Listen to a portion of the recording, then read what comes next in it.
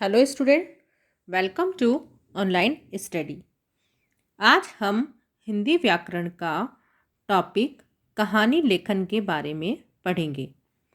तो बच्चों, कहानी लेखन का टॉपिक पढ़ने से पहले ही हमें यह समझ में आता है कि कहानी क्या होती है। पहले हम उस कहानी के बारे में समझेंगे कि कहानी क्या होती है। आप सब भी जानते हैं कि कहानियाँ क्या होती है।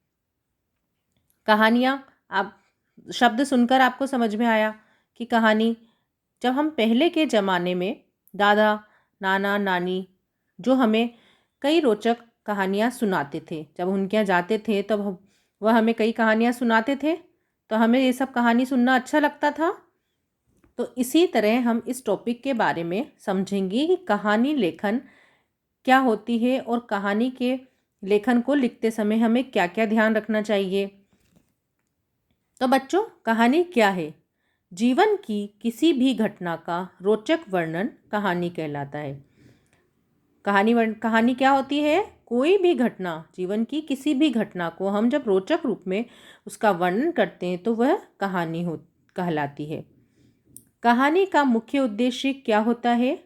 कहानी का मुख्य उद्देश्य होता है मनोरंजन। तो जब हम कहानी को सुनते हैं तो हमें अच्छा लगता है, और कहानी की भाषा हमेशा सरल, प्रभावमयी व आकर्षक होनी चाहिए।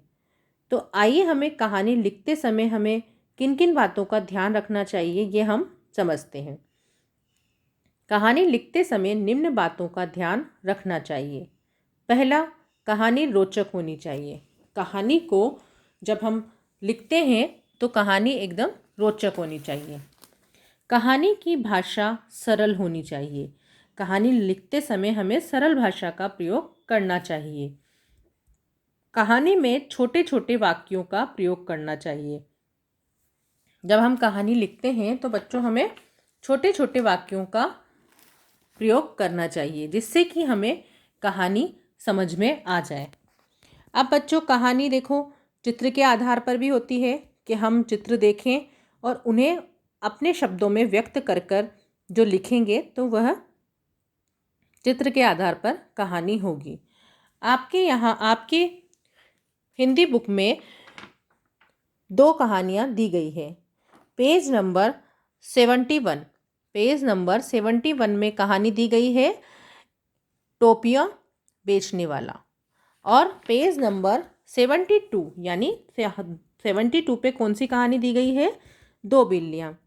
तो हम इस चित्र के आधार पर ये कहानी आपको समझाते हैं।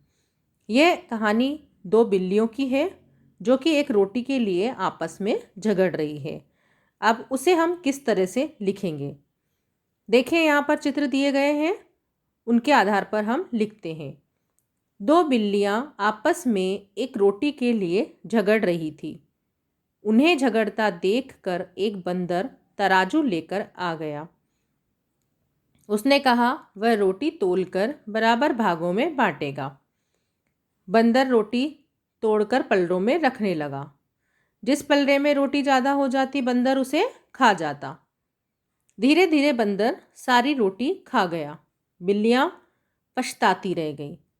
तो बच्चों, हमने ये कहानी पढ़ी, हमें इस कहानी से क्या सीख मिली? इस कहानी से मिली हमें झगड़ा करने से हमेशा नुकसान होता है। झगड़ा करने से क्या होता है? हमेशा नुकसान होता है। यहाँ पर बिल्लियाँ रोटी के लिए झगड़ रही थी। अगर वह बिल्लियाँ आपस में ही रोटी को बांटकर खा लेती तो वह रोटी को खा पाती। अब यहाँ पर उनके झगड़े से किसका फ़ायदा हो गया? बंदर का। तो इसलिए हमें झगड़ा नहीं करना चाहिए। क्या सीख मिलती है इससे हमें? कि झगड़ा करने से हमेशा ही नुकसान होता है। तो आपको ये कहानी समझ में आई कि क्या होता है? झगड़ा करने से हमेशा नुकसान होता है। तो इसी तरह हम कहानी को लिखेंगे। धन्यवाद।